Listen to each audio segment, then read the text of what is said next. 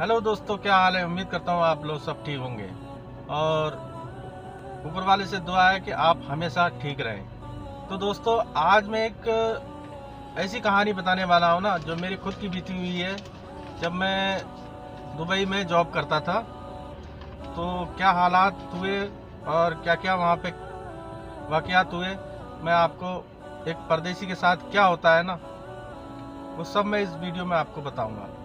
मेरी आप लोगों से दरख्वास्त है कि अगर आप मेरे चैनल पर नए हैं तो प्लीज़ मेरे चैनल को सब्सक्राइब करें और वीडियो को लाइक करें और वीडियो प्लीज़ पूरी देखें, ठीक है।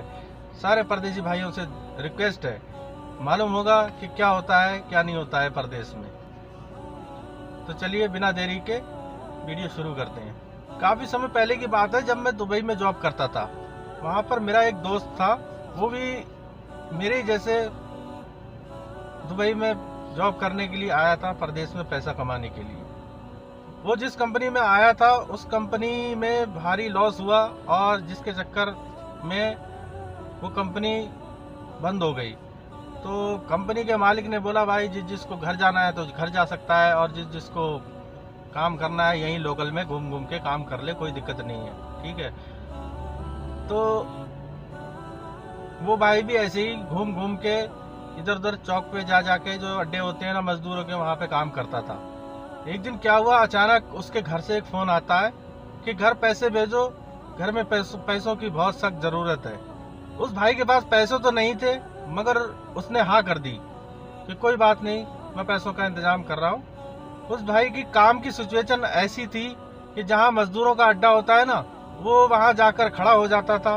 कभी कोई ले जाता तो ले जाता, दिहाड़ी लग जाती, नहीं तो शाम को वापस घर आकर बेचारा सो जाता।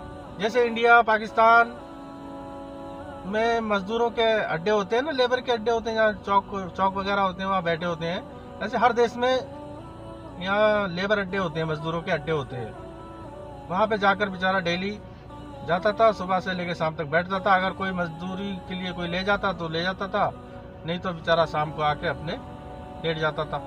एक दिन उसी अड्डे पे उसको एक काम मिल गया और काफी दिनों का काम मिल गया। उस भाई ने काम करना शुरू कर दिया। अब उसको काम से ज्यादा पैसे बचाने की फिक्र हो रही थी, क्योंकि घर से फोन आया था, घर पैसे भेजने हैं। उसके साथ उसी काम पे एक उसका दोस्त भी था, जो उसी काम के दौरान उसका दोस्त बन गया, वो भी उसके साथ काम पे जाता था। तो उस भाई को जब काम के दौरान प्यास लगती थी तो वो भाई वो पानी पीता था जो मस्जिदों के बाहर और रोड के किनारे जो टंकियां लगी होती है ना, उसमें से बोतल में भर के लाके वो पानी पीता था बेचारा। तो उसका दोस्त बोला, अरे भाई ये पानी मत पिया करो, ये पानी बेकार होता है, इससे तबीयत खराब हो जाती है। तुम ये तुम ये दुकानों से, बकाले वगैरह मार्केट होती है ना, वहां से पानी लेके खरीद के लाया करो, फिल्टर वाला पानी, वो अच्छा होता है। 50 फाइल्स की एक बोतल मिलती थी पानी की, ठीक है। वो भाई कभी खरीद के नहीं पीता था, वो बस पैसे जमा कर रहा था। अब एक बात सोचने की है, जो भाई एक पानी की 50 यानी दुबई के 50 पैसे की एक बोतल पानी खरीद के ना पीता हो, उसके खाने का क्या हिसाब होगा, कैसे खाना खाता होगा वो सिर्फ पैसे जमा करने की फिक्र में लगा हुआ था, जो उसको घर भेजने थे। उसका दोस्त बोला, यार तू तो बहुत ही ज्यादा कंजूस है, इतनी कंजूसी भी भला किस काम की कि पानी की एक बोतल भी तुम खरीद के नहीं पी सकते। तो इस भाई ने मन में सोचा कि यार मैं तुझे क्या बताऊं, एक बात बताऊं, जब तक ऊपर वाला नहीं चाहेगा ना, जब तक कुछ भी ठीक होने वाला नहीं है। इंसान चाहे कुछ भी कर ले। तो उस भाई ने जितने पैसे वो काम करके जमा किए थे ना, उससे डबल उसके ऊपर इलाज में लग गए। वो पता है क्यों? वो भाई बीमार हो गया। उसने पैसे बचाने के चक्कर में अपनी सेहत का कोई ख्याल नहीं रखा। परदेश में काम करने वाले सभी हिंदुस्तानी, पाकिस्तानी, बांग्लादेशी, श्रीलंका, इंडोनेशिया, सभी भाइयों से मेरी हाथ जोड़ के रिक्वेस्ट है कि प्लीज अपनी सेहत का ख्याल रखो, अपना सबसे ज्यादा अपना ख्याल रखो। परदेश में कौन है तुम्हारा जो तुम्हारी देखभाल करेगा? कोई नहीं है। इसलिए मैं कहता हूं भाई लोगों कि आप अपनी सेहत का ज्यादा ध्यान रखें, अपना ख्याल रखें। बात करूं मैं अपनी, मैं भी दुबई में जॉब करता था, तो एक बार मैं बीमार पड़ गया। और डॉक्टर के पास गया, दवाई ली। डॉक्टर बोला जरा अच्छा खाना खाना और थोड़ा आराम करना। उस डॉक्टर की बात सुनकर मैं सोचने लगा कि कौन सा अच्छा खाना और कौन से आराम की बात कर रहे हैं। ये बातें मैं डॉक्टर के पास से बाहर आते हुए सोच ही रहा था कि अभी मैं हॉस्पिटल के गेट से बाहर भी नहीं हुआ था कि कंपनी के मालिक का फोन आ गया कि बहुत देर हो गई भाई, कहाँ है तू, अभी तक काम पे नहीं पहुंचा। मैंने कहा कि अभी आ रहा हूँ। उसे पता था कि ये बीमार है और हॉस्पिटल दवा लेने गया है, फिर भी वो बार बार फोन करके मुझसे पूछ रहा था कि देर हो रही है, कहाँ हो, क्या हो, काम पे क्यों नहीं आ रहे हो। तो भाई लोगों, ये बात बताने का मेरा मकसद सिर्फ ये है कि मेरे परदेसी भाइयों, अपना ख्याल रखा करो। यहाँ परदेश में कोई किसी का पुरसाने हाल नहीं होता है। यहाँ सब कुछ अपने आप को ही देखना पड़ता है, यहाँ का भी, परदेश का भी और अपने घर का भी। जब डॉक्टर ने मुझे बोला था कि अच्छा खाना खाना और थोड़ा आराम करना, तो मैं सोच रहा था कि कौन सा यहाँ हमारी माँ बैठी है जो आके बोलेगी कि आज तेरी तबीयत खराब है बेटा, क्या खाएगा, तेरे लिए दलिया बना दूं या खिचड़ी बना दूं। कौन कहता है यार, परदेश में कौन है देखने वाला, कोई नहीं है पूछने वाला। खुद ही उठना पड़ता है अपने बिस्तर से, थका आ रहा जिस्म लेकर। ये परदेश में मेरा जाती तजुर्बा है कि कोई अगर बीमार पड़ जाए ना, तो एक गिलास पानी पिलाने वाला उसको कोई नहीं होता है। मैंने खुद अपनी आंखों से देखा है। और हाँ, कि सब भाई एक जैसे नहीं होते हैं। बड़े बड़े अच्छे दोस्त भी होते हैं परदेश में, जो एक दूसरे का साथ निभाते हैं और एक दूसरे के काम आते हैं। अरे यार, कौन किसी के लिए छुट्टी करेगा कि एक दिन की छुट्टी लेके तुम्हें दवाई दिला दे, तुम्हारा इलाज करवा दे। अरे एक दिन की छुट्टी तो छोड़ो, 1 घंटे की छुट्टी लेने के लिए भी आदमी यहाँ परदेश में कतराता है कि यार मैं छुट्टी लूंगा, मेरी दिहाड़ी कट जाएगी, वहाँ मेरी सैलरी कम हो जाएगी। ये मेरा अपना जाती तजुर्बा है। ये परदेश है ना, बहुत कुछ दिखाता है। बड़े बड़े अरमान अपने अंदर ही मर जाते हैं, अपने जज्बातों को दफन करना पड़ता है। भाइयों, कौन खुशी से परदेश में रहना चाहता है? कोई नहीं। बीमारी की हालत में भी काम करना पड़ता है। कभी फोरमैन की बात माननी पड़ती है तो कंपनी के मालिक की बात माननी पड़ती है। वतन वालों को इन बातों से क्या?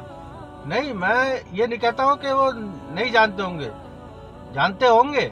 मैं ये नहीं कहता हूँ मेरे वतन वाले पर जालिम है कि उन लोगों ने हमें यहाँ परदेश में काम करने के लिए भेज दिया। मैं ऐसा बिल्कुल नहीं कह रहा हूँ। मैं ये नहीं कह रहा हूँ कि हमारे वतन वाले बेरहम हैं या इनके दिलों में हमारे लिए कोई एहसास नहीं है। लेकिन मैं एक बात ये भी बताना चाहता हूँ कि हम परदेसी जब भी वतन को फोन करते हैं ना, और फोन पे कहते हैं कि हम इधर ठीक नहीं है, तो क्या होता है कि हम तो यहाँ परदेश में बीमार होते ही हैं और हमारे वतन में सारा खानदान, सारा परिवार बीमार पड़ जाता है। ये बात सुन के हाथों में तस्बीह लेके बैठ जाते हैं, कोई सदका देना शुरू कर देता है, कोई दुआएं मांगने लगता है। बेटियां भी, बहनें भी, माएँ भी, सभी लोग। वो लोग पता है क्या बात कहते हैं? ये परदेश में बहुत ज्यादा तकलीफ में है, हमें अपनी परेशानी बता नहीं रहा है। मैं ये नहीं बोल रहा हूँ कि ये लोग हमारी परेशानी नहीं समझते, लेकिन इनको क्या मालूम परदेश में क्या मुसीबत, क्या परेशानी होती है, क्योंकि ये लोग यहाँ आए हुए नहीं होते हैं ना। इसलिए मेरे कहने का मतलब है कि अपना ख्याल रखो कि यहाँ परदेश में कौन किसका पुरसाने हाल है। यहाँ परदेश में अपना खुद ही ख्याल रखना होता है। सर्दी में, गर्मी में, इतनी इतनी ऊंचाई वाली बिल्डिंगों में, गर्म धूप में सरिया का काम करते हुए मजदूरों को मैंने खुद अपनी आंखों से देखा है। वो शटरिंग का काम करने वाले, वो खेतों में बेचारे मजदूरी करने वाले, जो मजरे होते हैं यहाँ पे, उनमें काम करने वाले, जो भी मजदूरी करते हैं, उनसे मेरी गुजारिश है कि भाई लोगों, अपनी सेहत का ख्याल रखो, अपनी तरफ ज्यादा ध्यान दो। वो कहावत है ना कि जान है तो जहान है। अगर आपकी सेहत ठीक है तभी तो सब ठीक होगा। मेरे भाइयों, अगर आप पैसे भेजते हो ना, तो वतन में बिजली का बिल जमा होता है। आप अगर पैसे भेजते हो ना, तो घर में दूध का बिल, दूध के पैसे दिए जाते हैं। आप अगर पैसे भेजते हो ना, तो उनको शादियों में, खुशी और गमों में शरीक होने का मौका मिलता है। आप अगर पैसे भेजते हो तो वो लोग कुर्बानी के लिए बकरा खरीदते हैं। तो बताओ, अगर आप यहाँ परदेश में खुद ही ठीक नहीं रहोगे, बीमार पड़ जाओगे, तो उनकी सेहत और उनकी जिम्मेदारी कौन उठाएगा और उनकी जरूरतें कौन पूरी करेगा? इसीलिए मेरे भाइयों, अपनी सेहत का बहुत ज्यादा ख्याल रखा करो। एक बात बताऊं, जो लोग अपनी कदर नहीं करते ना, तो उनकी कोई कदर नहीं करता। अपनी कदर करो, अपनी जान की, अपनी सेहत की हिफाजत करो। और क्या क्या नहीं सुनना पड़ता और क्या क्या रंग नहीं देखने पड़ते इस परदेश में। थका हारा जिस्म लेकर कई दफा ऐसा होता है कि बंदा दिहाड़ी कर घर आता होता है तो कंपनी का फोरमैन या कंपनी का मालिक जिसके नीचे हम काम कर रहे होते हैं ना, तो वो हमसे पूछता है और काम करोगे क्या ओवर टाइम लगाओगे। हमारा जिस्म, हमारा वजूद हमारा साथ नहीं दे रहा होता है और फिर भी हम बोल देते हैं हाँ हमें ओवर टाइम और करना है। एक बात सोचो, जो सारा दिन काम किया वो क्या था, लेकिन बेचारे फिर भी ओवर टाइम लगाते हैं। वो इसलिए कि ओवर टाइम लगाएंगे तो कुछ पैसे आ जाएंगे, टेलीफोन का कार्ड आ जाएगा या खाने का खर्चा हो जाएगा या कमरे का किराया दे देंगे। और इस चक्कर में दिहाड़ी के साथ साथ ओवर टाइम भी लगाते हैं। सब करना पड़ता है भाई, कौन कौन सा रंग नहीं देखना पड़ता। ये परदेश है ना, एक मीठी जेल है, ऐसी मीठी जेल जिसमें रहना भी मुश्किल और इसे छोड़ना भी मुश्किल। और एक बात बता दूं, इंसान जो है ना उस वक्त मर जाता है जब उसकी बूढ़ी माँ फोन करके कहती है कि बेटा पैसे मत भेज, तू घर आ जा, मैं बहुत कमजोर हो चुकी हूँ, वक्त का कोई भरोसा नहीं है कि मौत कब आ जाए। कई लोग मैंने ऐसे देखे हैं कि सारी जिंदगी परदेश में गुजार दी, और कई लोग ऐसे भी देखे हैं कि उनके पीछे उनके प्यारे, उनके अपने दुनिया से रुखसत हो गए। किसी के भाई चले गए, किसी के बहन चले गई, किसी के माँ बाप चले गए। कितने लोग मैंने ऐसे देखे हैं जो परदेश में धक्के खा रहे हैं पराए मुल्कों में, और पीछे से उनकी माँ गुजर जाती है, उनके वालिदैन गुजर जाते हैं, और जब वो वतन वापस पहुंचता है तो मिट्टी का एक ढेर मिलता है। वो दोस्त नहीं मिलते, वो महफिलें नहीं मिलती, वो रौनकें नहीं मिलती। हाँ, ये परदेश मीठी जेल, इसे छोड़ा भी नहीं जाता और इस जेल में रहा भी नहीं जाता। आप लोग जो इन लोगों की फोटो व्हाट्सएप पे स्टेटस या फेसबुक में फोटो वीडियो क्लिप वगैरह जब देखते हैं ना, तो आपको लगता होगा कि ये लोग तो बड़े ऐशो आराम में और बहुत अच्छी जगह है, बहुत मजे में है, ये लोग बड़े स्मार्ट दिखते हैं।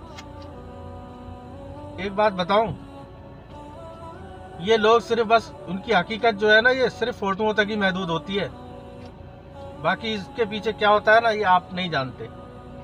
तो सभी परदेसी भाइयों से मेरी गुजारिश है कि मेहरबानी करके अपनी सेहत का ख्याल रखो, अपने ऊपर ज्यादा से ज्यादा ध्यान दो, क्योंकि यहाँ परदेश में कौन किसका है। यहाँ अपना ख्याल अपने आप ही रखना पड़ता है। तो वीडियो ज्यादा लंबी ना हो जाए, इसलिए वीडियो को यहीं खत्म करते हैं।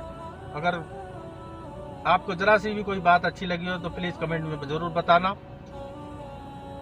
तो फिर मिलते हैं अगली वीडियो में एक और टॉपिक के साथ।